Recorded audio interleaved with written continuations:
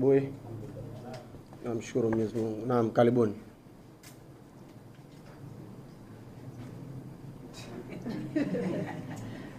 Sisi kama timu tumejiandaa vizuri na wao wenyewe wanafahamu mchezo wa kwanza jinsi ulivyokuwa. Haikuwa rahisi kwa upande wao.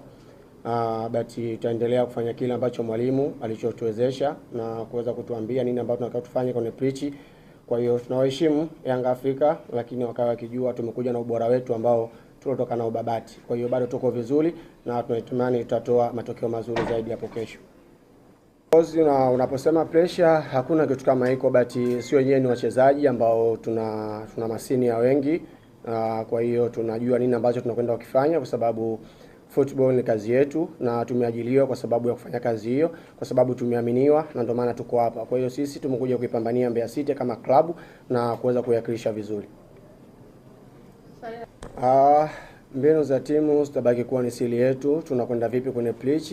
The same tu niweze kusema kile ambacho tuombe kesho tunamkaje kwa uwezo wa Mwenyezi Mungu, lakini hali ya yote tumekuja kuchukua alama hapa mjini Dar es Salaam, hatakuja kushangaa magari kwa sababu wanatambua umuhimu wa mchezo, tunatambua umuhimu wa mchezo, na kikubwa kama tulivyosema hapo awali tutawaheshimu kwa sababu wao wanakuja nao pressure, nao lazima tutakuwa nayo, kwa sababu kama kwetu waliweza kutokuweza kuwini, basi hata sisi kwao tunaweza tukaondoka na kipaumbele zaidi.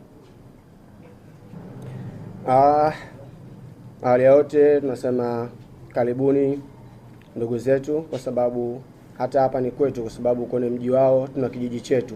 Kwa hiyo sehemu ndugu zetu wapo na wameshafika, watakuja kutupa heshima. Kwa hiyo kikubwa tunatumaini hali yote kila kitu kipo vizuri. Inshallah tumuombe Mungu tukutane kesho panapo majaliwa.